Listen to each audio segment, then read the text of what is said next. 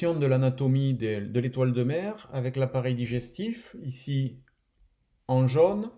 Donc la bouche se situe à la face ventrale, elle est entourée d'une membrane, la membrane péristomiale.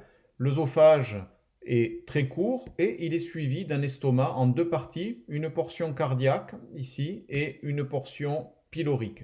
La portion cardiaque peut se dévaginer, elle peut sortir en se retournant par la bouche pour capturer des proies et commencer une digestion externe. Cette portion cardiaque est surmontée d'une portion pylorique qui a une forme assez caractéristique pentagonale, elle-même prolongée de cécas pyloriques qui sont des glandes digestives qui se prolongent à l'intérieur des bras. La partie pylorique est ensuite suivie d'un court rectum et l'anus qui est microscopique se trouve au centre de la face dorsale. Le système nerveux, à présent, donc c'est un système nerveux de type épithélioneurien, ce qui signifie qu'il est constitué de nerfs qui se situent dans l'épaisseur même du tégument.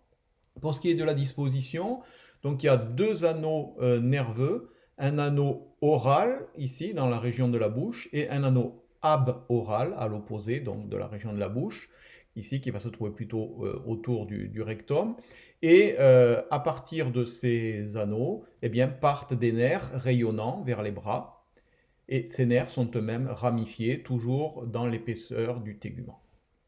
Et il n'y a pas de système nerveux central à proprement dit. Les glandes génitales et l'appareil génital, donc les échinodermes sont des animaux gonochoriques, c'est-à-dire qu'il y a des mâles et des femelles, et la fécondation se fait sans accouplement, les gamètes sont évacuées dans le milieu extérieur et doivent se rencontrer dans l'eau.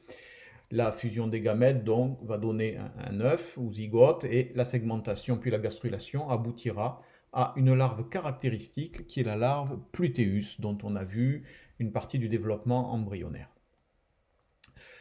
Il y a en tout 5 gonades et chaque gonade comprend deux lobes très allongés, mais ces gonades sont situées toujours à cheval sur deux bras. C'est-à-dire qu'une gonade possède deux lobes, mais un lobe pénètre dans un bras et l'autre lobe pénètre dans l'autre bras. Ces deux lobes se prolongent par un gonoducte cilié, donc qui va permettre d'évacuer les gamètes vers le milieu extérieur. Donc le gonoducte ici, on ne l'a pas représenté, on aurait pu poursuivre le dessin ici jusqu'à la face dorsale, puisque chaque gonade donc, se termine ici, se poursuit jusqu'à un orifice génital dorsal. Alors, en conclusion, quelques éléments un petit peu généraux sur la diversité et l'évolution des échinodermes.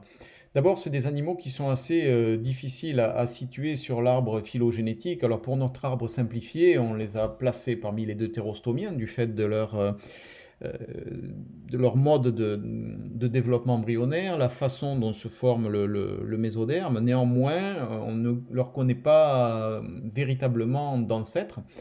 Euh, on pense qu'ils auraient évolué à partir d'un ancêtre à symétrie bilatérale et on pense également que la symétrie pentaradiée ne serait pas apparue d'emblée chez les échinodermes.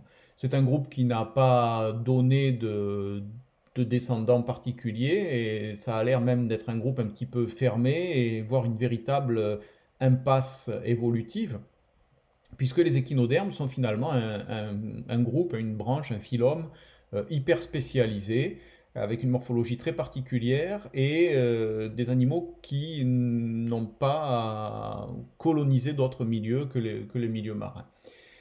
Comme je disais au début du chapitre, actuellement il y a 5 groupes d'échinodermes et il y en avait environ 24 au Paléozoïque.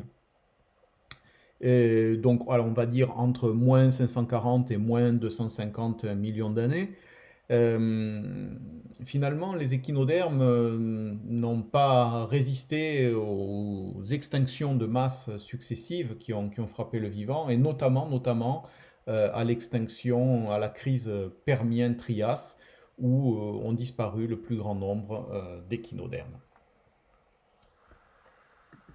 Bien, c'est la fin de ce chapitre, et donc à bientôt. pour le prochain et dernier chapitre.